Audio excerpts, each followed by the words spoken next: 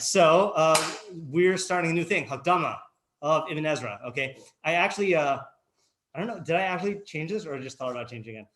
I think I called this a different shiur. Yeah, Chumash Methodology, right? Because I was talking to Isaac after the afternoon, after the Rambam thing, and he mentioned that Rabbi Ginsburg is giving him a Hakdama shiur, Hakdamos, and I did realize that the type of Hakdamos I want to do is Hakdamos that give insight into methodology. And I'm not even talking about specifically Chumash methodology, like that was where I wanted to start, but like Hakdamos that give you insight into how to approach things. And like, so like Chumash methodology sounded like a good title. And definitely Ibn Ezra was like that, and definitely Rabag, was like that, yeah. Is it Mishlei is like that? Yeah, I mean, that's what it says in the book, but just the only thing is Mishlei. Well, I guess by my definition it is, because I define all first 9 chapters of Mishlei as a Hakdama, whereas Rabbi Zimmer defines that as Iker Mishlei. So like for me, whatever, but yeah. I'm saying based on the definition of methodology, this could just be another Mishlei shiur. Oh yeah, might as well. We'll end up there, everything goes to Mishlei. That was what was the line? So my favorite day of learning, my happiest day in the year used to be Tisha B'Av every year, because we would learn with Rabbi Moskowitz, and we would basically go to his house at around 2 p.m. And in Seattle in the summer, then Shkia, like the fast doesn't end until like 9:30 or 10, So we would just learn. Wow. Yeah, we would learn for like 5 or 6 hours, and it would always be the best learning, and it would be everyone there. And like, I don't remember the circumstance. I just remember the line that like we were learning there, and we were doing the Gemara and Tainus. Is the Kamsa Bar Kamsa? This is in Gittin, right? Yeah, in Gittin about Kamsa Bar Kamsa, and it's one of the early psukim that quotes is Mishlei, and then Rabbi Moskowitz like made some reference of like, okay, I guess we got to like learn Mishlei, And then Mrs. Moskowitz was there, so that was the only shiur of our summer shiur that she would be at, and she was like, according to my husband, everything is Mishlei, and like, and there's also a great line. Okay, this is going to sound like a bad recommendation, but it's a good one. So here's the good recommendation. The good recommendation is the original Karate Kid. Anyone seen it? Sure. Okay, it's a classic. Okay, but what sounds like a bad recommendation is they did a remake with Jaden Smith. My parents watched it. Yeah, it's called The Karate Kid. No, Cobra Kai is amazing. Oh, really? If you like the original Karate Kid, Cobra Kai is amazing. Really? I watched it a 3rd time this summer. In the entire thing. Yeah, I watched it by myself, then I watched it with my brother, and then I watched it with my mom and my brother. That's crazy. It is so good. But anyway, so in the remake of Karate Kid, which has nothing to do with Cobra Kai, and it's not even karate, they changed the plot to Kung Fu, which is a completely different thing. But they call it Karate Kid because marketing. So there's a scene where those who haven't watched Karate Kid, you familiar with the wax on, wax off thing? Yeah. Okay, right. Okay, good. Right. So they do the wax on, wax off thing. I won't spoil how they do it. They do it with a different method, not like cleaning cars or whatever. And Jackie Chan, who's playing the Mr. Miyagi character, his punchline at the end of that is everything is Kung Fu, and like that's definitely how Rabbi Moskowitz views everything is Mishlei, and like he bequeathed that to me, and like everything is Mishlei. So yeah, everything is Mishlei and everything is methodology. Yeah. It seems weird to me that Tisha B'Av would be like the happiest day of the year. Yeah, it is. It's weird, but it's like a guilty good weird. Yeah. We clearly don't hold that you can't enjoy learning on Tisha B'Av. That the Pekudei Hashem Yesharim Yisamchei Lev, which is the derivation of the Isser to learn, we don't learn that as an Isser to be happy from learning. How we do learn it, I don't remember, but I remember topics that are intrinsically happy. Maybe I don't even remember this far. I mean, I know that we the Rav has stuff on it and Rebbe has stuff on it. I don't remember enough to say. All I remember is like being very guilty about it when I was like a young religious yeshiva, like religious mentality, like religious guilt yeshiva guy. I'm like, oh, I shouldn't be happy. And then I decided to like look into the sugya, and then I was like, okay, yeah, I can be happy like about learning. Okay, so Ibn Ezra on I almost said on Mishlei on Breshis. Okay, now few facts about the Ibn Ezra. Okay, he wrote several some of his books have multiple commentaries on them. So Breshis, he has 2 commentaries on. Okay, and what I'm thinking is we'll go through the Hakdama on the first commentary, and if you liked it and are interested in it, we'll go through the Hakdama on the second, which is the same material, just stated in a different way. So it'll be like combo review and refinement, okay? And if not, then just know that it's out there. I don't know why he wrote two. That was one of the things that Shadal criticized it for. Shadal was vehemently anti-Ibn Ezra, but quotes Ibn Ezra more than anyone in his commentary. And one of the things he criticizes is he basically just wrote lots and lots of books just saying the same thing over and over and over again, whatever. So this is his Hakdama to his first commentary, which is the standard one, the Mikros Gedolos. Okay, so it rhymes in Hebrew, and what we're going to do is we're going to read it in Hebrew, and I haven't decided whether we're just going to straight up read the translation, because he brings in a lot of grammatical stuff, and that I feel like I'm not capable of capturing the subtleties of. Or maybe we'll just read it and translate it and then get to the grammar stuff, look it up when we need to.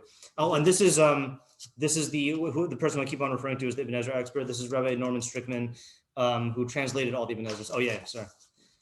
Yeah, so he did a translation. This translation is not available on all Torah, but his other ones, a lot of his other ones are. Okay, yeah, it'll be there tomorrow. Don't worry. They added another new feature today. Yeah. Okay. B'shem hakel hagadol hagibor v'hanora achel lefarsh al pshat haTorah. All right. So in the name of the God, the great, the mighty, and the awesome, I will begin to explain the pshat of the Torah. Pause. What's the definition of pshat? Oh no. Pshat, we've Pirush? Pirush. Oh, yeah. so let me explain also. This I copied from Bar Ilan. So clearly it's wrong. No. What does this say? Yeah. Weird. Oh no. Let me look at the footnote. Major machlokas. Wow. Weird. Yeah, I don't know what the additions are. Yeah, because by definition, Torah's Chaim and Al Torah have to both be right. So I don't know what to do. This is why we need Sanhedrin. Yeah. All right. So we're gonna pretend it says pshat because Ibn Ezra is definitely a pshat mafarish par excellence, and even if he doesn't say this here, it's going to come up. Okay, so how do you define pshat? And I know there are different definitions, and I'm curious to hear how you define it. But I do, out of all the definitions of pshat I have, then Ibn Ezra is the one I go with. I have my theory about Ibn Ezra's definition of pshat. But and Isaac, if you know what I wrote, then hold it to yourself. I wrote like 3 articles on it. Whoa. Yeah. All right, fine. If you don't know, then yeah. I probably will. Okay, fine. Yeah. So how would you define pshat? Basic meaning of the word. Basic. Can you explain basic in terms of what? Like by what standard, I guess? By closest to the literal translation. Okay, so that I feel like is the most common definition of pshat, and I think my objection to it, and this is not like an objection like there's a problem with it, but my objection is, let's say, would you say that I'll give you 2 different kinds of examples. Okay, when it says Shema Yisrael Hashem Elokeinu Hashem Echad, okay, would you say that? So we understand that halachically, at least according to the Rambam, to mean that not only is there one God, but God is absolutely one, and he has no multiplicity, et cetera, et cetera, et cetera. So would you say that like sophisticated notion of God's oneness is part of the pshat, or that's beyond the pshat? That's one question. Second question is, let's say stuff like ayin tachas ayin, that's mammon. Does that come up in another shiur or something? That's literally what we're learning. Oh, okay. It's like a major. So would you say that's pshat or not? Yeah. That it's mammon? No. Oh no. Oh, that's okay. Yeah. So this is a big machlokas about like whether it's pshat or not. But what about the Yichud Hashem question? Or like, I guess any statement, let's say, for example, anything that Onkelos would de-anthropomorphize, is Onkelos giving pshat, or is he giving like beyond pshat? Okay, so about the Shema pasuk, yeah, I'd say that's beyond pshat. Okay, because it makes sense. Yeah. In just the simple that there is one Hashem. Yeah. Right, because that makes sense. Then anything you're going to say more is okay. So certainly by your definition, there is one Hashem is the simplest meaning or the basic meaning. Yeah. Anyone have a different definition of pshat or take issue with the examples? Okay, so clearest definition of pshat I've seen in the things people know that Ibn Ezra wrote is in the Aseret Dibros. Okay, now Ibn Ezra wrote 2 Pirushim on Shemos. This one is, we know why he wrote it. He wrote the Pirish HaAruch and the Pirish HaKatzar. Okay, I think in Mikros Gedolos, it's, sometimes they print both, but I think it's usually the Pirish HaKatzar. Okay. I don't have either one. Yeah, I was wondering why you grabbed the Sforno. I just got a Chumash. Oh, okay. Yeah. It's not going to help you because we're not looking at any psukim. Yeah. So I mentioned this when we did Koheles, when you were flipping through it, that you encountered one of his essays. So he's got like, I think it's 10 essays throughout his commentaries. So this is one of the essays. It's on the Aseret Dibros, the first of the Aseret Dibros, and ironically, it's in the Pirish HaKatzar. Okay, so if you flip through, Torah Chaim has this one. I don't know if it's this or not. I'm just going to read one paragraph from it. It's at the very beginning of it, and he starts them all off with Amar Avraham. Okay, that's how he starts off his essays. Amar Avraham Hamachaber, Mishpat Anshe Lashon HaKodesh, Shepam Yivaru Diburim Be'er Hetev. So I don't know if Mishpat here means like the rule or the policy, or if it means like the structure of their sentences. I'm not sure, but let's just say the policy of the people who know Hebrew, Lashon HaKodesh, is sometimes they will explain their statements clearly. Upam yomru hatzorech b'milos ketzaros. Sometimes they'll just say what they need in a few words, okay, short words. Sheyuchal hashumei lahavin ta'amam, that the listener can understand their reason. Okay, now here's and that's a lead-in, by the way, to him answering the question of why there's a difference between the Aseret Dibros in Yisro and in Vaschanan. Okay, but now he says his thing. V'da, you should know. Ki amilos heim kegufos. Words are like bodies. V'ta'amim kineshamos. And meanings, and by the way, this is the thing. In Ibn Ezra lingo, ta'am does not mean reason. Ta'am means meaning.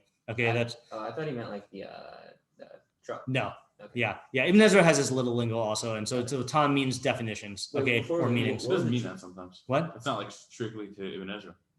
Here in Banos uses that. Oh yeah. It's Okay. seasonal. All right. Good. Yeah. I'm just saying I don't want to make universals for others, but Ibn Ezra definitely says ta'am means definition or meaning rather than reason. Wait, what were the 2 things we said at the beginning? The two what? Like there's the 2 things we said at the beginning. Distinction. We made some distinction.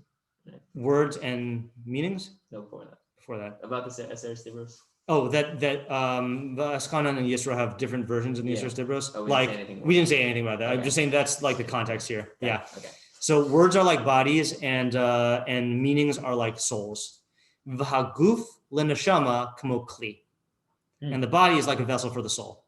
Wow, it's like a double mashal. Yeah, just double mashal. Yeah, it's gonna get worse because he's gonna bring in clothing. Okay, so you have so the body is a vessel for the nefesh, the neshama, and the words are a kli for the meaning. Why didn't you just start with that? I don't know. Yeah. Okay. Al kain, therefore, mishpat ha-chachamim, and that's why I say mishpat. I think is like the policy of chachamim, or the rule of chachamim, or the standard of chachamim. B'chol lashon, in any language, sheyishmeru ha-ta'amim, they preserve the meanings. Ve'inam chosheshim mishinui hamilos. They don't care. They don't concern themselves with the change of words. Okay. Yes, exactly. And this is one my article about Malbim versus Ibn Ezra war. Achar shehem shavos b'ta'amim, since they are the same in their meaning. Okay. V'hine eten lecha dimios. I'm going to give you examples, and he goes through tons of examples. Okay. So that's his mashal here. Okay. Yeah. All right. So hold on to that for 1 second. Okay. Then so I derive my definition of pshat from this. And then I found a hakdama to Eicha, which is just like, I don't think people learn the hakdama of Ibn Ezra on Eicha. So like, this is like a secret treasure here. So he says like this, Anshe emes yavinu midrashe. You got Eicha? I do. Ooh, let's see if they even print the hakdama. Some of them don't, Yes. which shows what people hold about hakdama shiurs. Would it be in the middle? I mean, the front? I would assume so, yeah. What makes them Ibn Ezra. I don't know. Hakdama? Yeah, I think so. Anshe emes. Anshe emes. Yeah. Anshe emes. Tell me if you have different words. Anshe emes yavinu midrashe kadmonein hatzadikim. So the men of truth understand the midrashim of the ancients who were tzadikim. Oh, sorry, I got to read this in verse. Anshe emes yavinu midrashe kadmenu hatzadikim shehem nosodim al koshet uviyitzokes mada yitzukim. Beautiful. V'chol divrehem kazahav v'kesef shivasayim mizukakim. Okay, so yeah, they are founded on truth, and I don't know, bitzukes is of knowledge that is yitzukim. Don't know what that is, doesn't matter for here. And all of their words are like gold and silver that have been refined 7 times or 70 times, I'm not sure. Okay, achen hamidrashim al drachim rabim nechlakim. Therefore, the midrashim are in many different ways. Okay, so he's going to say different types of midrashim. Mehem chidos v'sodos u'mishalim gvohim ad shechakim u'mehem laharviach libos nilos b'prakim amukim. So some of them are in riddles and secrets and allegories that are exalted to the heavens, and some of them are to profit or benefit the minds that are weary from deep chapters. Okay, so these are 2 categories of midrashim. Okay, some midrashim were clearly the one we know is they're allegories, right? They're supposed to be decoded. Some of them, though, were not allegories for the sake of allegories. It's because when you're learning a lot of Gemara, you get weary, so you need like a mashal to like think. You need like a midrash to think about and to decode. So it's like, in other words, certain midrashim are, the ideas are not really to reveal to the Hamon, so they were concealed in midrashim, in mashal. But some of them, it's fine to reveal to the Hamon. It's an accessible idea, but they concealed it just to give you like an exercise, a mental exercise. Okay, and he's not the only one who says this. The Rashba says this, and the Avram ben Ramam says this. Okay, did you say something? Yeah, that's people who are wary. Weary. Yeah, I'm saying like that's gonna help them extra. It's gonna perk them up. Yeah, yeah. And look, the most dramatic example, which I think Rav Pesach mentioned in a recent Sunday shiur, is Rabbi Yehuda Hanasi. I think it was Rabbi Yehuda Hanasi, right? He saw that people were nodding off, and he said there was a woman in Mitzrayim who gave birth to 600,000 Jews, and they all woke up, and he said, "Who is this? This is Yocheved who gave birth to Moshe, who is equal to 600,000 Jews." So like that, there's an idea there, but like he didn't need to say it in martial form. Okay. Umihem la'amitz nichshalim ulamalos harekim alkin yidmu legufos ta'ame hapisukim. Okay, so and some of them are to give courage or strength to those who have stumbled and to fill those who are empty. I don't know if that means like people who are like heretics or lacking yesodos, that they're to like remedy those deficiencies. I'm not sure what he's alluding to there. Okay, but now he references, therefore bodies are the yidmu legufos ta'ame hapsukim. This is a different mashal. Okay, bodies are compared to the meanings of psukim. Okay, so in the last mashal in Shemos, he said the bodies are the words and the neshamos are the ta'amim. Here he's saying that the bodies are the ta'amim. Okay, and here we go. V'hamidrashim kimalbushehem baguf dveikim. And the midrashim are like garments that cling to the bodies. And here's the key phrase here. Mehem kemeshi dakim umehem avim kesakim.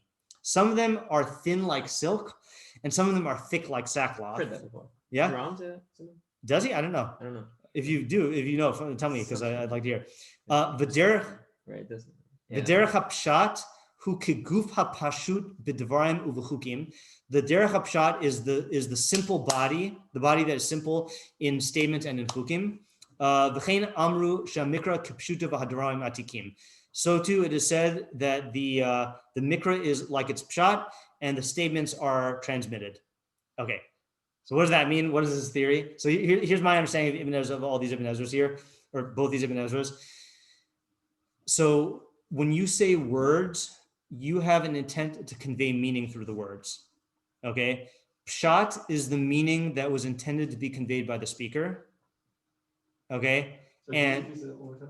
yeah, the pshat is the meaning that the speaker intended to convey through the words. What do you mean by What that? was the first one?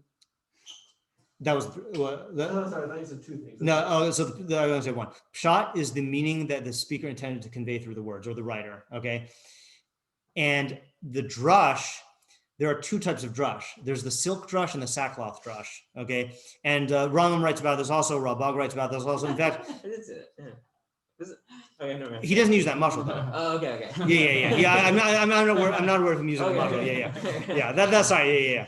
Is that? Did you mean that he used the muscle, or he gives I the meant you used distinction? muscle. Oh, fine. Okay. If you find it, let me know. Yeah. Okay. Yeah. So So like, for example, when we looked at the Ralbag, when he was talking about the drushos of Chazal, he says that the drushos have value, but they were never intended to give insight into the meaning of the words. In other words, and we give the example that with the Yesed Tia Lecha Allah Zainecha, that the pshat of that pasuk is you should carry a peg with your weaponry. And then the drush says that when you hear Lashon Hara, then you should use the pegs that God gave you to stick them in your ears, you know. So like that's a midrash that has nothing to do with the meaning of the pasuk. So that would be what I call a sackcloth midrash. Okay, that it is attached to the body, it's attached to the pasuk, but it obscures the body. Okay, but silk is sheer. I don't know if it's like see-through silk or if it's just like you can see the bodily form in it. You know, there are other midrashim that are designed to shed light on the pshat. So that's like, for example, a lot of the midrashim that Rashi brings are designed to shed light on the pshat. Okay, so pshat is the meaning that the speaker intended to convey through the words. Drush is when you take the words and you use them as a platform to say an idea. And sometimes the idea is related to the pshat, and sometimes the idea has nothing to do with the pshat. So sometimes it's silk, sometimes it's sackcloth. Okay. So when you're trying to figure out pshat, you're trying to figure out what intent the author had in saying these words. And that's why like the author can change around the words and it doesn't necessarily like change the pshat. You know, you can express the pshat in different ways. But what you're trying to do is you're trying to find what the author intended to convey, which is why I would say that pshat is not synonymous with simple. That when you say Yichud Hashem, according to the Rambam, is God is absolutely one and is not plural, that is the pshat. That was what God intended to convey through that. And same thing, ayin tachas ayin. I would say that because we have Torah Shabbat Peh, that we know that the meaning of it is mammon, that is pshat. And everything Unkala says is pshat, you know, because that's the actual meaning that was intended to be conveyed. Yeah. When it comes to Torah, aren't there multiple intents that are laid in the text? So It's not just one. So yeah, you could have multiple frameworks in which to look at the text to see stuff. Like you can look at it from a halakhic perspective or from a Torah B'Chsav perspective. But there is, I have a theory, and I haven't tested this exhaustively because when I first came up with the theory, there were very few databases available online. So people say Shivim Panim LaTorah. So I looked through the Rishonim, all of them, that were available on the databases at the time. And I'm convinced that Shivim Panim LaTorah only applies to Midrash.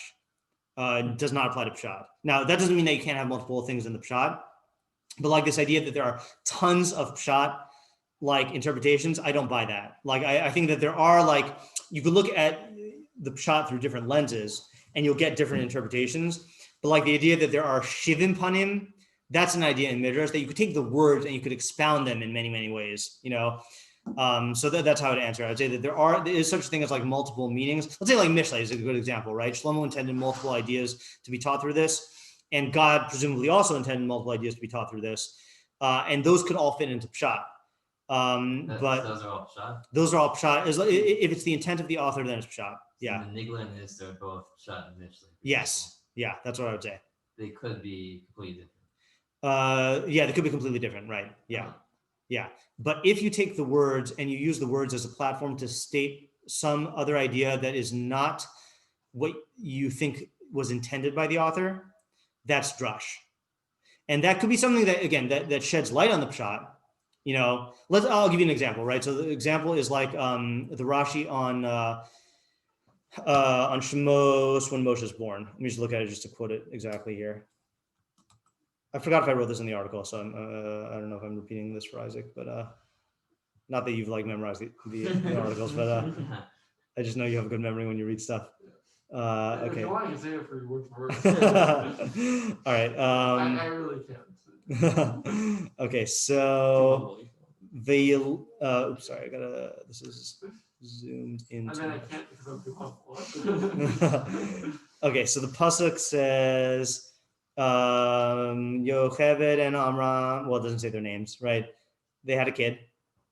And Vatahar Ha'isha V'Teled Bein Vatera Oso Kitovhu. So the woman conceived and gave birth to a son, and she saw that he was good. Vatit Pnehu Shlosha Yerachim, and she hid him for 3 days. Okay, so 2 months. Sorry, 3 months. Yes, sorry. Yeah. So Ibn Ezra, pshat guy, says Kitovu Shahaya Yafem Mare. He was beautiful. Okay, beautiful baby. What a beautiful baby. Okay. Rashi says Kitovu Kishanolad Nismale Kol Habayis Kulo Ora. When he was born, the entire house filled with light. Okay. So first of all, before we say what that means, where's Rashi getting it from? Oh. More than that. You're correct, but Is that the coolest one, right? Is that this? no, Rashi says that was Ibn Ezra. Rashi says Kishnoa Nismala Kolabais Kulo Ora. No, what the pasuk? Pasuk says Vatera Oso Kitovu. Kitov. More than that. Vatera. Yeah, right. So Vyar Lokim Kitov by the Yeah. or. So Vatera Oso Kitov. So it's the same like verb, or not same verb, same phrase. So he's Rashi. I don't know what Midrash Rashi's quoting. I'm just going to call it Rashi. He's saying that the house was filled with light. Right now, I don't think it means that it literally filled with light. Right. So like, what are some possibilities just off the top of your head about like what it means? The depression was lifted. That what? The depression was lifted. Okay, so you could say it psychologically, the depression was lifted, but the reason why I don't like that impression is, sorry, not impression, that pshat, or that, not pshat, that interpretation is because, Is it a pshat? Is it a pshat? it's a pshat of Rashi, yeah, head exploding, is that, to me, that doesn't really account for the Bereshis illusion, and I feel like the Bereshis illusion is a big part of this. So maybe it's Like the idea, for example, of like lighting up meaning happiness, that's definitely like an idiom. But the fact that I think Rashi is going off of Vyar Elokim Kitov by the or, Maybe this was like the purpose of creation. Yeah. So that's what I was thinking is that, and this is, I admit this is not based entirely on this. It's based on like my understanding of Torah, that like Moshe's birth was a step in, it was the ultimate. Moshe was the conduit for the ultimate completion of creation through the Nesina Satorah, So when Moshe was born, then that was of the same Tov as like God seeing Tov and Bereshis, And you could even go further and say that I've heard people say that the or is a mashal for like Chachma, people do a bunch of stuff like that. So what I'm saying is that when God said Vatera Oso Kitovu, that was not, God did not mean that Moshe fulfilled the purpose of the universe. That was the author of this midrash saw that this is an idea based on the word association and came up with it, but he's not trying to interpret the intent of what God said. Based off what? Like based on what he's saying now. Like how do you know God didn't intend that? Like it's very logical. Like authors reference themselves in their works all the time. Certainly God. Right. Like it's very reasonable to say that God himself meant multiple layers of meaning. Oh, I totally hold like what I said to Yaakov was God meant multiple layers of meaning. Yeah. So then God wanted that to be understood. Right? Can you reference? You could say that if you want. So then it becomes a pshat. question on this that might help. Sure. So you're not saying that. Well, are you saying that or rather, you're not saying that Hashem didn't know that this is a way that it could be interpreted. Yeah, God knows everything. Yeah, and then it's there's certain elements that are how the text is structured to be interpreted, and it can be structured to be ambiguous in such that you can interpret it several different ways, and then there's also ways that people can take their own interpretation and put it onto it, kind of. Right. And that's not like the author's intent insofar as how the text was written. That last part I didn't get. Meaning, if let's say you're writing something that that is, let's say, structurally from a certain, from the text itself has a certain, has a certain meaning, but if someone who's, let's say, reading it from a certain perspective or whatever is thinking about it, then they're gonna come up with an additional explanation that isn't what the words themselves indicate or structured to convey. Right. Even though the author might know that people might interpret it that way, that's not pshat. Exactly. Yeah. And again, just to plug in the definition of pshat here is, I think the easiest model here is the kli thing. So if I give you a box and it has something inside, so the box is the words and the thing inside is the meaning. So when I speak words to you, I have a certain meaning in mind that I'm trying to convey through those words. And I know that you can use those words and then attach other meanings to it if you wanted to, but I'm giving you the words to convey this meaning, And part of my premise, by the way, is the fact that midrashim I don't hold midrashim were given at Sinai, And so like God gave the Torah to be darshaned, like this is clearly part of the story that you darshan it, but each individual man d'amar who came up with the drush came up with it on his own based on the words. And for example, and this is like an extreme nafkamina, if you denied this drasha, I would not equate that with denying Torah Sinai. Like I wouldn't say that you're denying like what God says, Right. Yeah. And when I say that, like it's reasonable. So Mefarshim quibble or argue about this all the time. Like you'll find Ramban who'll quote a midrash and say, this is what it means. And a Brahman will say, that's just derech drush, like it's an intuition thing, Okay. So when you say, how do I know? I don't know. I just think that the plain meaning when you say, oh, that's a nice baby, is that it's healthy. It's like, it looks good, it's an intuition thing. Okay, fine. Yeah. Yeah. You say this is the distinction. Hold on a second. Like when like you got a relative who says like, oh, like I had a nice baby. You mean the house filled with lights? Like you would never say that, Like next time I see a baby and be like, it's a good baby. I'm just like make a deep eye contact. Yeah. Do you know what I just said? Yeah. It was creation. Yeah. Isaac, what are you saying? This is big for eternal lights. Yeah, if the baby is glowing, call 911. The baby's born and says, Alexa, turn on the light. What were you saying though? Yeah. When you say the difference between pshat and drush is akin to the argument among English academia about whether to interpret whether the author's intent is Yes. So Sorry, I interrupted you. yes. Meaning, I don't know. I did when I was in Turo, so I have, I'm going to brag a little bit here, is that I'm the only, at the time, I was the only male student who ever placed out of English. Like I didn't have to take the English requirement. So then I was like, I had like a gap in my schedule. So I wanted to take an English class. And this is when I was like first getting into Mefarshim, and they were talking about how important grammar was. So I said, I would like a course on grammar. Okay. And they were like, we don't offer that, And so they ended up setting me up with a one-on-one professor to do a course in literary criticism. And so that's when I was first exposed to this. And what Isaac was referring to is there's basically two different schools of thought. I mean, there's like a lot of different schools of thought. Yeah. Is that basically like when you are interpreting a text, are you trying to access what the author meant? Or are you constructing meaning from the words of the author? And it almost doesn't matter what the author meant. Yeah. So my English teacher in high school. Yeah. He like, I didn't realize he was priving us into this machlokas. Oh, yeah. He gave a side. Yeah. Then I only found out later it was machlokas. Betrayal. He was like, authorial intent means nothing. Right? Oh yeah, I was like, whoa. Yeah. I think I found out later, like, wait, not everybody agrees with that. Yeah. It's that is the preferred path in academia now. Unfortunately, a lot of people, So, but I do think that this parallels that the pshat is when you're trying to access authorial intent. And drush is when you are constructing meaning from the text, from the words. Sometimes the meaning you're trying to, it's in the inyan of the pshat. That's like in mikra yotze midei pshuto, like in the strictest sense. And then sometimes it has zero to do with the pasuk, and you're just almost using it as like an illusion or a platform to express other ideas, poetically or mnemonically, or like something like that. Yeah.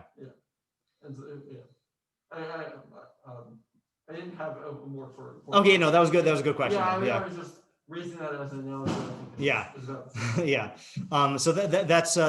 So this is the best definition of pshat I have. Whether or not this is what everyone means by pshat, I don't know, but I'm pretty sure this is what Ibn Ezra means. And this is my definition of pshat that I seek, trying to understand what the author meant, not acknowledging that depending on the sefer, there might be in Mishlei 2 levels of pshat and multiple ideas within the levels, and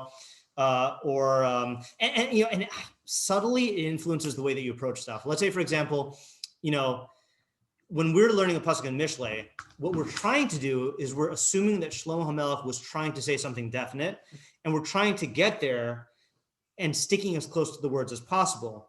I feel like if you approach Mishlei saying we're going to take these words and weave our own meanings, it would lead to a far more speculative endeavor, and yes, to a certain extent, what we're doing is more speculative than math and physics and halacha in Mishlei, but what we're trying to do is uncover what the author meant, given what we know about his purpose in the book and what the words mean. Yeah. Right. I have heard some say that you can only speculate when it comes to Mishlei, and there's no. Yes. Yeah. There's that criticism. Yep, and I think those people are wrong because and the proof is in the pudding, and the pudding is in the 20 years I've learned Mishlei and gotten ideas out of it. Right. So I mean, look, you could say that I'm just delusional, right? But right. and you could say that the Mefarshim are delusional, but I think if you look at the Mefarshim, they're trying, not Rashi, and not the Gra, but many of the Mefarshim are trying to get the meaning from Shlomo's words. Right. I think other Mefarshim, it's debatable what they're doing. I'm not convinced that Rashi is trying to get, in all cases, what Shlomo intended. You could say he's getting the Nister, and I just don't understand Rashi's Nister, but yeah. The golden apples. Yeah, the golden apples, yeah. Right. Yeah. Also, I guess we don't necessarily Chazal obviously had ideas that they wanted to build off Mishlei to say, I guess, but we don't really have ideas necessarily that we want to poetically weave into Mishlei, so it wouldn't really help us to Well, part of the question is what Chazal were trying to do when they did that, though. Right. Yeah. I don't know. Whatever they were trying to do, we don't have any ideas to. We have ideas, but it doesn't really help us to fit our ideas into Mishlei. Yeah, other than making us feel good about ourselves by boosting it with Shlomo's authority. Yeah. Right. Yeah. I was just learning more in Arabic that had a drasha on a pasuk in Koheles. Yeah. Or a few in Koheles, and I'm sure that if I were to do a more thorough analysis of it, the drashos would make more sense. Yeah. But at least on the surface, it was not trying to explain. Yes. What the psukim meant. Right. I'll give you an example of that, right? Because this came up when we did Koheles, and it just came up in my Aruch HaShulchan Yomi. Is mu'ubas lo yichal liskon v'chesron lo yichal lihimanos. So what is distorted cannot be fixed, and what is missing cannot be counted. And in Gemara Brachos, and Lamed Vav Amud Beis or something like that, it says mu'uvas lo yichal liskon. That's someone who is mevatel Kriya Shema and Tefillah. Okay, you can't make it up. And chesron lo yichal limanos is someone whose friends counted him for Dvar Mitzvah, and he wasn't. Or whose friends were counted for Dvar Mitzvah, and he wasn't counted with them. Now, 100% you can prove that that's not what Shlomo meant. Because he didn't have minion.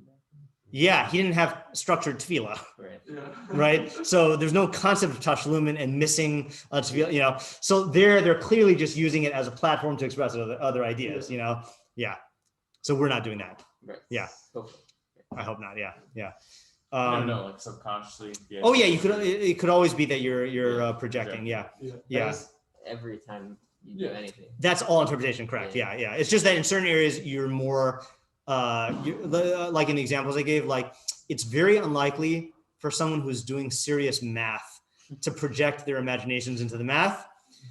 That's on one side. In literature, it's very easy to do. In psychology, it's depends on what area of psychology and how hard sciencey you are. So Mishlei is subject to that, but so is all of Torah, all of Torah B'Ksav at least. Would you say the more methodical and rigorous you are, the more likely it is that you're going to be doing pshat? No, Really? because you can have a system, a very rigorous system that has no basis in reality. Okay, I'm going to pause this. Modify it when you say that if a person uses a rigorous and well-defined methodology based on the evidence and understanding of the system, and updates it as we go along. Would you say that that's the best way to attain either accurate pshat or drush? Yeah. Like pshat or drush. Yeah, I mean, I think it could be either depending on how they're doing it, and it could even be a third option, which is imaginative, creative thinking. That is, I mean, maybe I guess that could fit into drush, But like, look, if you've ever, I don't know how much you've ever read like Reform Jews and their interpretations of Torah, or Sasan and Simcha, for example, reading themselves into it. Like, I wouldn't even call that drush. That's what I. Yeah. Between drush and speculation. Yeah. So, but like, I think a lot of it depends on what you think you're doing, Yeah. Right? Like if you think, if Sasan and Simcha think that they're interpreting the pasuk, then like that's not chachma at all, like. Yeah. Well, that's why I'm saying with a rigorous methodology. Yeah. And updating based on Torah evidence. Yeah. I mean, I like theoretically, I would say that if you're looking at evidence and trying to be intellectually honest and like using all the evidence at your disposal and like trying to be thorough in it, whatever, then that would be chachma, not speculation, not pure like imaginative speculation. Yeah. But it might be subject to different degrees of speculation, Like for example, let's look at Koheles, right? So in Koheles, I hope I've shown you at least that the Mefarshim have radically different approaches. But I'm convinced that they're at least engaging in Chachma because I think they all have like a certain approach to Koheles worked out, But maybe some people will point to a certain approach and say like that guy's just like imagining, Yeah. All right, so now we're primed to see what the Ibn Ezra says about methodology. Okay. So the second half of the show, we'll do line 2. Okay, so Ana Elokei Avi Elokei Avraham Aseh Chesed Im Avdecha Avraham. Great rhyme there. Avraham and Avraham rhyme. So I plead, my God, the God of my fathers, Avraham, do chesed with your servant Avraham. Vahi Pesach devarcha meir la'avdecha ben avdecha meir. So may there be an opening for your words that is illuminating for your servant, the son of your servant Meir, right? Because his dad's name. Okay. Yeshua's panecha tavo Ezra leben amasacha hanikra ben Ezra. Right, and from your salvation, the salvation of your presence should come assistance to the son of your maidservant who is called Ben Ezra.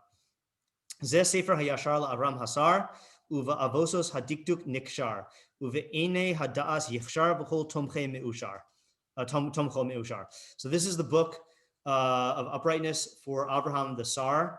I don't think he had any sort of position in prominence. I don't think he's literally a Sar. You know what his life was like? No, what country is he from? So he's from Spain. He was poor and he wandered. And he wrote a lot of poetry, and like he had the zinger. He had this poem where he's like lamenting how poor he is, and he's like, if I sold candles, then the sun would never set. And if I made burial shrouds, people would never die. And he made it to England in his wanderings, and there's a Tosfos that quotes him. Whoa. Yeah. Cool. Yeah, it's pretty cool. Yeah, so he was very poor, so I doubt he was actually a Sar. Wait, England in like what, like he was very early. 100s? Yeah, let me look at Ibn Ezra. But now here it says shiur. Yeah. Yeah, for Sar. Oh, okay. Yeah. Oh, by the way, I think are there tons of footnotes on that? Yeah. Yeah. So I think a lot of them are gears of discrepancies.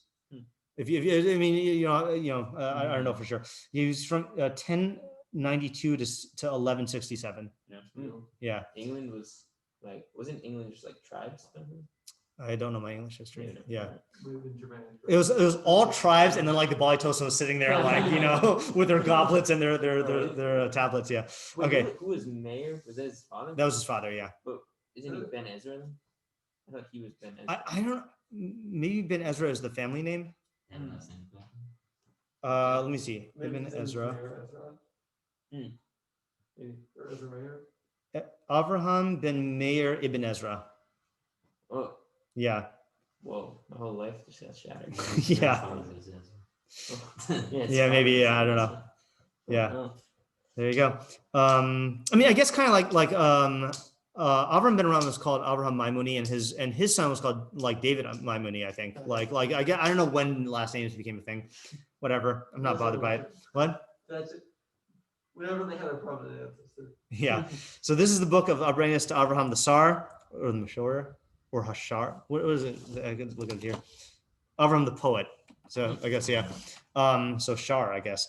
And with the chains or the cords of grammar, it is tied, it is bound. Uve'enai hadas yichshar, and in the eyes of knowledge, it is fitting or good or worthy, and all those who support it are happy. Yeah, not holding back any sort of like no humility here. Neum Avraham HaSefaradi Hanizkar Mefarshi Torah Holchim al Arba'a Drachim. Okay, so.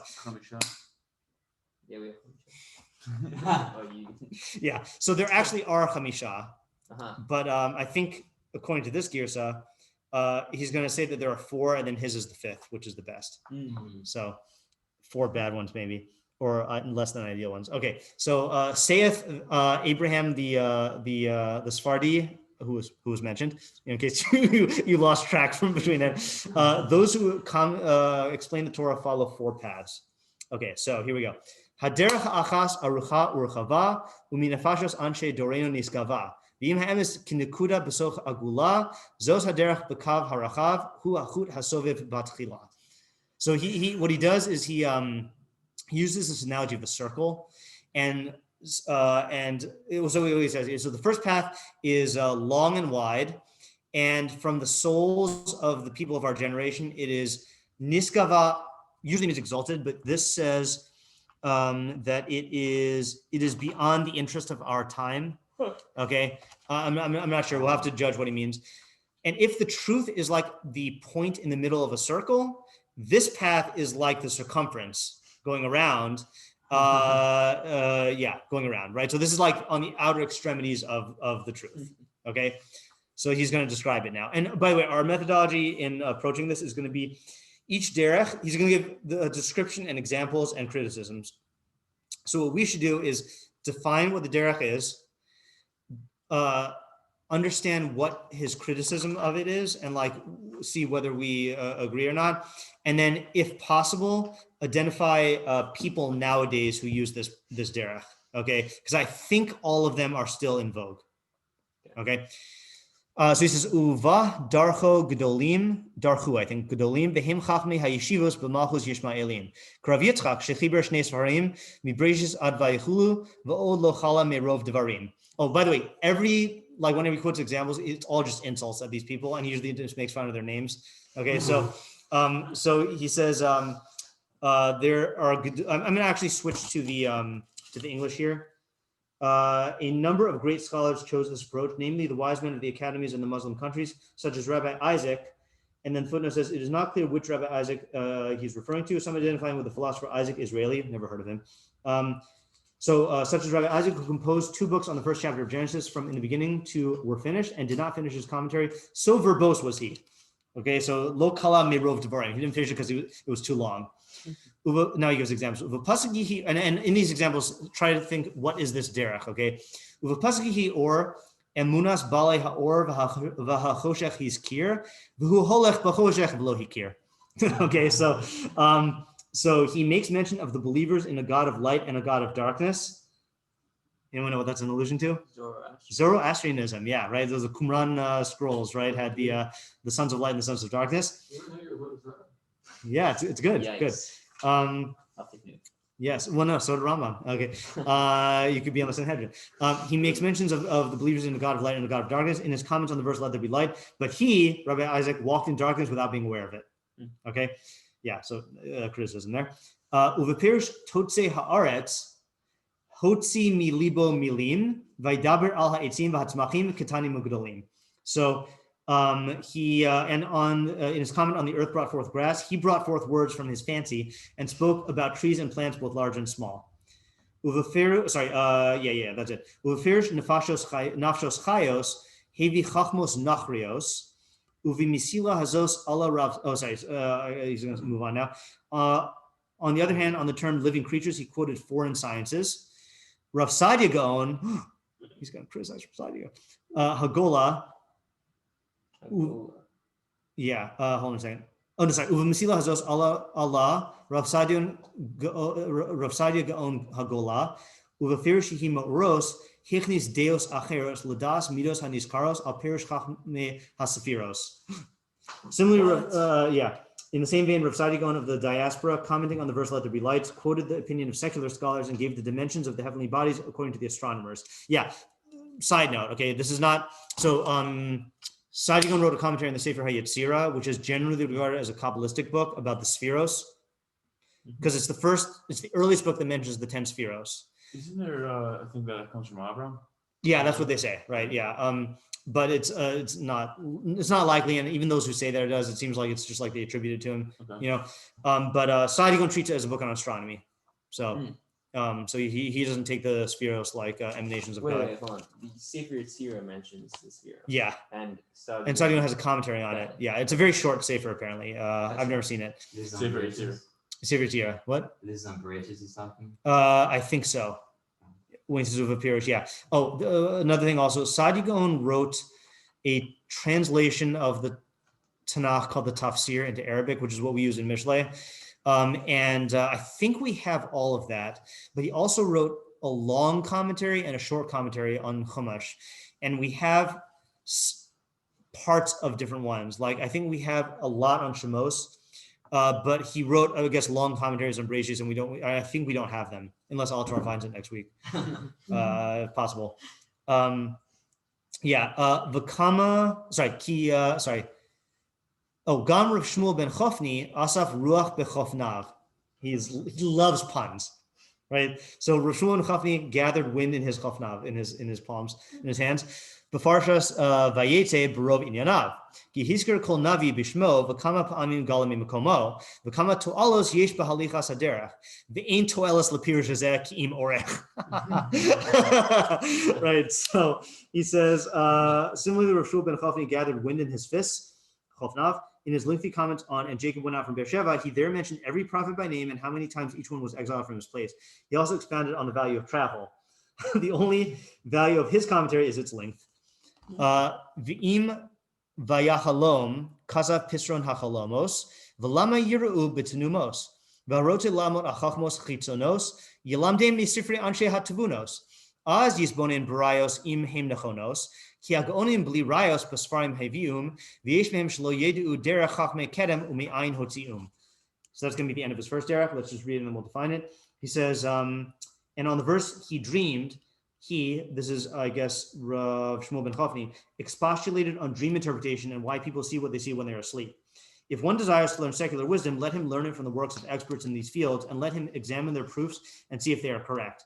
The Gaonim only cited these works without offering any of the proofs as to the veracity of the opinions they quoted. Some of the Gaonim had no knowledge of the method of the ancient sages and how they arrived at their conclusions. That's the end of his description of the first derech. What do you say about the Gemara and Brachos about dreams? Yeah, so I don't think he's criticizing these things intrinsically. He's criticizing them as a parish of the Torah. And the proof of that is he criticizes Sadi Gaon here for writing about astronomy. Ibn Ezra wrote tons of books on astronomy, but they were books on astronomy. They weren't commentaries on the Torah. Yeah. So what does it sound like this derech is, and what's his problem with it? And so we have two things to work off of, three things, by the way. We have his descriptions, his examples, and then the description of it being at the circumference of the circle of truth. Yeah? You're taking totally unrelated things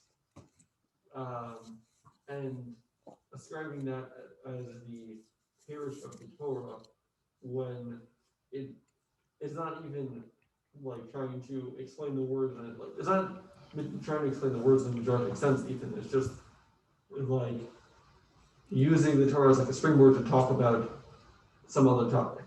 Okay. Yeah. Okay, that's a good description. Anything else? I think that's a good description. It's not a complete description because the examples you give, I think, are a little bit more specific than that. But I think that is touching on it. Yeah. Yeah. They're also just kind of bringing down a lot of facts. Yeah. A load of facts. Yeah. Without really giving any kind of like analysis of anything. Yeah. So I think that was the missing piece, right? So to me, it sounds like what they're doing is they're taking the Torah And they are just bringing in lots and lots of facts from other chachmos without any like illumination of what the Torah is trying to teach, like what the ideas are. That's what it sounds like, you know, like you know, in well, I guess we haven't gotten to his criticism yet, but like bringing in secular knowledge. And again, he's not opposed to secular knowledge because it's secular. Like he relied on a lot of secular knowledge. He was a proto-scientist, right? But just bringing in all these facts at length, without any benefit to like understanding the text. And some of the problems he says is just that they're too long or irrelevant, or they're false, like bringing in the Zoroastrian doctrines, you know. So I guess I just gave it away. I mean, I think that's what he's saying is wrong with it, right? Is that it is either irrelevant or false. And then at the end of the day, it just doesn't give any insight into like what the text is trying to teach. Okay. Anyone come to mind that does this now? Not any person I'm saying, but like where do we see this type of commentary now? Academia. Yeah. A lot of academia is just going into like abstruse, like, you know, factual exploration and investigation about stuff that is not really looking for ideas that the Torah is teaching. Let's put it in Rabagian terms, because that's who I am. Mitzvos, midos, and deos. Not interested in any of those. Right? Like, and then according to the Rabbah, like that's what we're supposed to get from the Chumash, right? So they're not looking into halakhic knowledge. They're not looking into this in order to learn ways to improve our midas. They're not looking for philosophical ideas. You know, like for I'm trying to think of it, yeah. Well, could you include some of this on the deos though, like scientific truth? I guess theoretically you could. So that might be a question here about whether Ibn Ezra holds that the Torah is not trying to teach you those things. Yeah, you're right. Yeah, I guess Rabbah would be okay with Sadigon saying the dimensions of the heavenly bodies. yeah. But also Sadigon isn't like saying that he's like learning this out from the Torah. I mean, I haven't seen it there, but I'm assuming. I don't know. He's just bringing it all down. Yeah, I'm not sure, but I guess the objection is like, if this is a pirish of the Torah, then forget that. Then you're presumably you're trying to explain the Torah, you know? So like, do you need this to understand the Torah? Right. Yeah. Yeah. So like, yeah. So anyone read any examples of this lately? I'm sure I have. I'm just trying to think of examples. Look, you're saying academic commentary on the Torah that's just unrelated? Yeah, that's not giving you any insight into mitzvos, midos, and deos. Mm-hmm. Gotta be examples. I'm just blanking right now. I mean, this is something that's talking about Ugaritic tradition, so this is similar to, or something like that. Yeah, I mean that might fall into this category, right? It's like looking at parallelisms in ancient Mesopotamian accounts of this thing. If you're doing it just for the sake of like looking for parallels, like, you know, so then there's no then there's no point. Now there are people who do that with a goal of using it to try to understand what the Torah is teaching. And this is my differentiation between the good academics and the bad academics, which I need to write a sequel to that article. Good academics and bad academics. But yeah, that's how I differentiate, is that if you're using academic tools in order to understand more about the Torah, like Joshua Berman does, or like Menachem Kellner, or like all these good academics, who are actually interested in ideas, then that's great, And Ibn Ezra himself does that. Like, he brings in science, but he's doing it to try to understand what the Torah is teaching. But if you're doing it just almost like as a study of like these things themselves, so then how's that appears on the Torah? Like, is that helping you understand like what God wants you to get out of the Torah? That seems to be a subjection. So definitely the best thing to do is to explain the Torah. But if you're using the Torah to sort of explain something, like you're still conceptually explaining Deus, and you're kind of just using the Torah as a proof, but you're not really like explaining the psukim. You know what I'm saying? Like, you have an angle, you have a direction you want to go, and you're using the Torah as a model to prove that point. Yeah, and that's probably closer to what academics in his time did, because they they walked into this investigation with the idea that the Torah is divine, whereas the academics now are not even doing that. I'll give you an example, and I'm just making this up, right? Like, let's say I'm sure there exists an article on the descriptions of Achashverosh's party, right? All of the different fabrics and the garments. I'm sure there's an article that explains what the decorations were and why they were like that, or just explaining that for the sake of explaining that, or Sefer Daniel, the whole thing was Sefer, Daniel and Hananiah, Mishael, and Azariah were given the food from Nebuchadnezzar, and they instead relied on lentils. So I'm sure there's a whole thing about what was the diet back then, these are extreme examples, but yeah. Okay, ready for the second approach? Yeah. Okay. Big block of text. Oh yeah, this is long. This is the main reason why I brought the English. Okay. V'derech hashenis b'charua pisal talim v'im him Yisraelim asher chashvu ki amdu al hanakuda ba'atzma v'im him lo yadu es makoma. The second approach is the one chosen by distorters, albeit they're Israelites. They think they have reached the very point of the circle, but in reality they do not know its place. Yeah. V'zos derech hatzedokim Ke'anan u'Binyamin u'Ven Mashiach v'Yeshua v'chol min. Yeah, that's a great name, right? V'chol min asher b'divri ma'atiki hadas lo ya'amin v'hu note lahasmil u'lahaymin v'chol ish kirtzono yifaresh ha'pasukim gam b'mitzos u'v'chukim v'him midas totzaos lashon hakodesh reikim al kein yitu gam b'dikdukim. Yeah, it is. You see why it's pleasant to read in Hebrew, though, right? It's it adds to it. So this is the way of the Sadducees, such as Anan, Benjamin, Ben Mashiach, Joshua, and all of the heretics who do not believe in the words of the transmitters of the tradition, turning away from it to the right or to the left. Each one interprets verses as he sees fit. They do even the same with respect to commandments and laws. They're ignorant of the form of Hebrew and therefore err even in grammar. Yes. No. Okay. Ve'ech yismechu b'mitzvos al datam v'chol rega yihafchu mitzad al tzad k'fi machshvosam v'avur shelo timtza b'Torah mitzvah achas b'chol trachaha mevu'ara. Oh, okay, good. This is very relevant to today. How can people rely on their opinion with regard to the mitzvos? I hate it when they translate mitzvos as precepts. Just translate as commandment, man. I mean, precept, who says precept?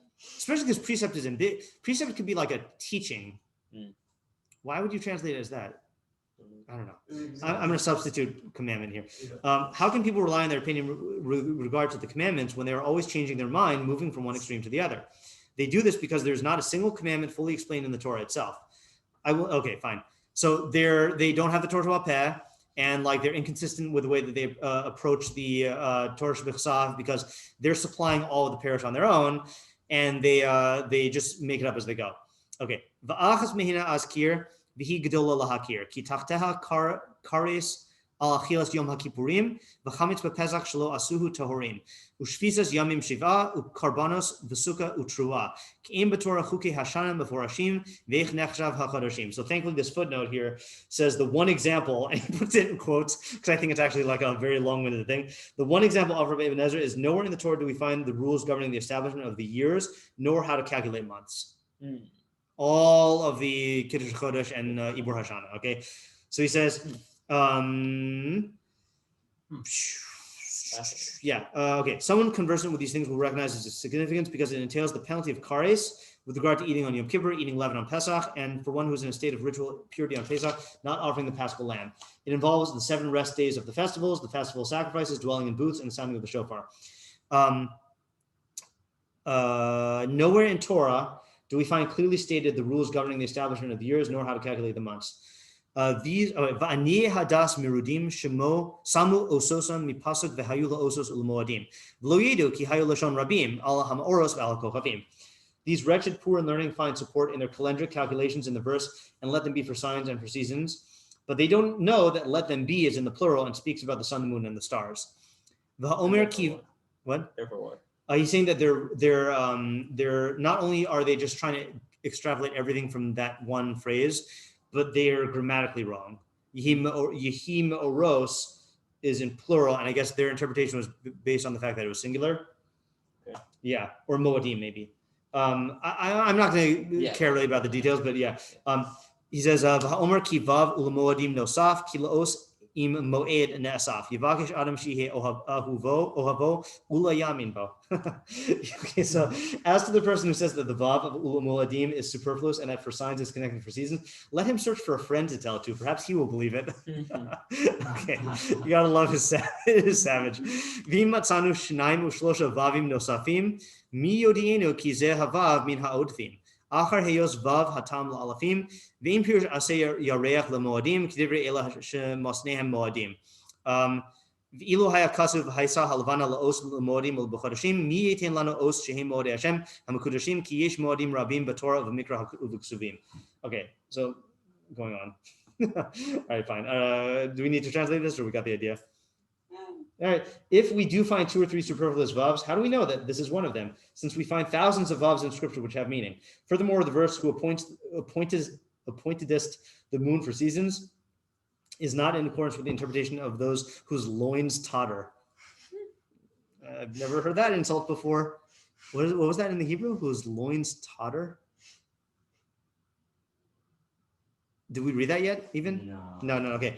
Oh yeah. Ilu haya lamodi Hashem mavor od hadavar hagadol nishar ima chodesh sov halavana galgal umazalos. Maybe it was a different girsa he was relying on. I thought I read that whole thing. Oh, so yeah, shemosnehem muadim.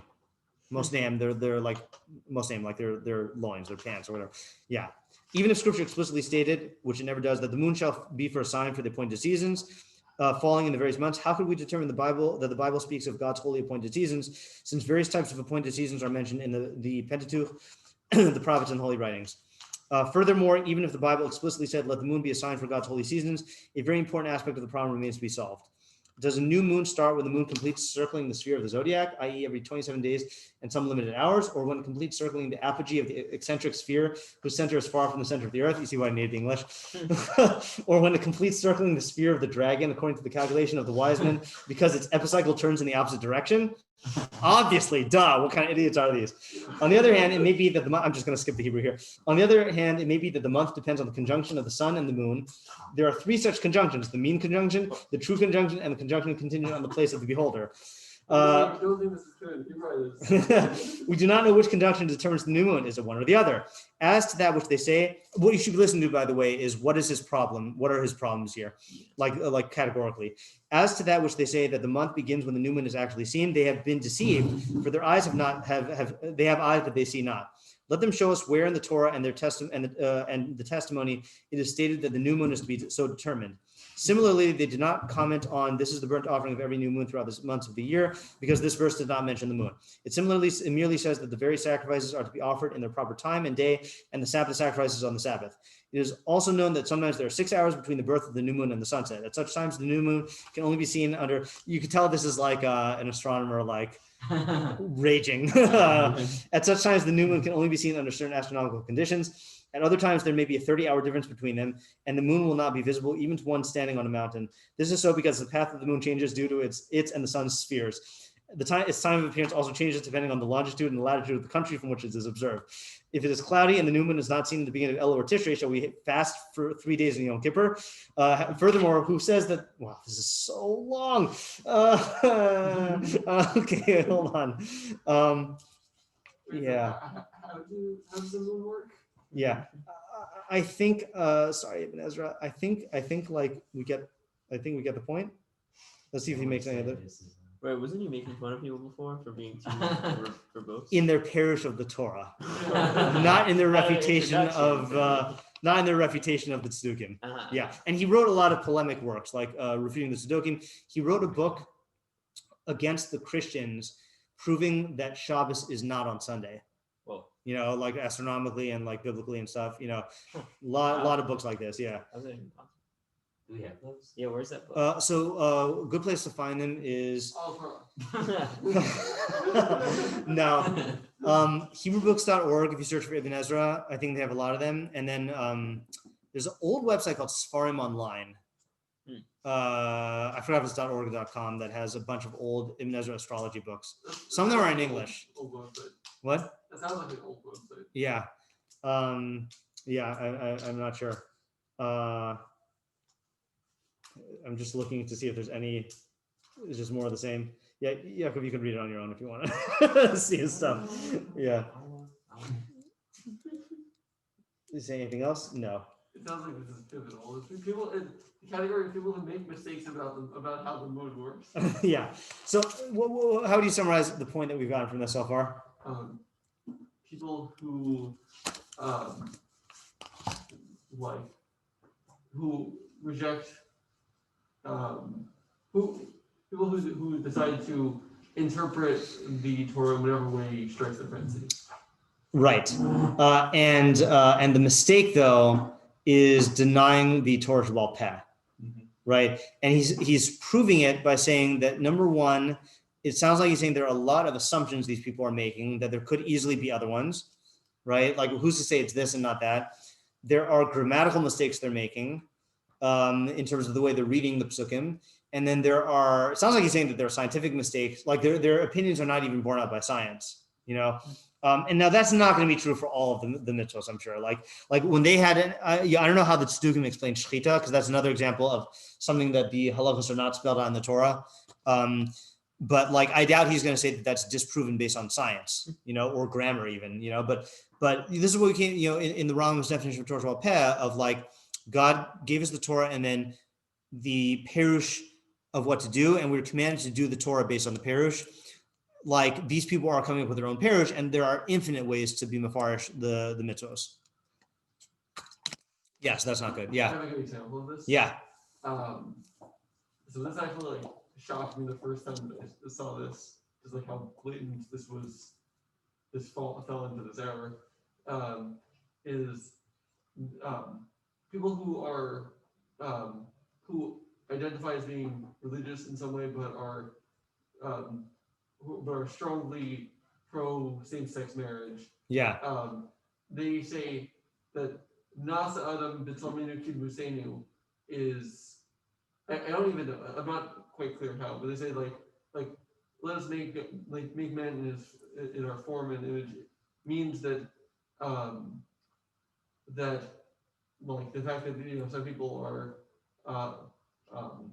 have this tendency is like it can't, they can't possibly be wrong or something like that. I've never heard that argument before. They're going to go with like coming with their own explanation for like the arayos, you know. Yeah. I've seen a lot of different like, you know, stretch, like very speculative. Yeah.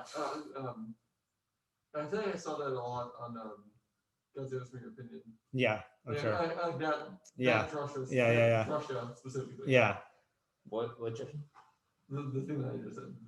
That one, yeah. That I have not, to my recollection, seen it.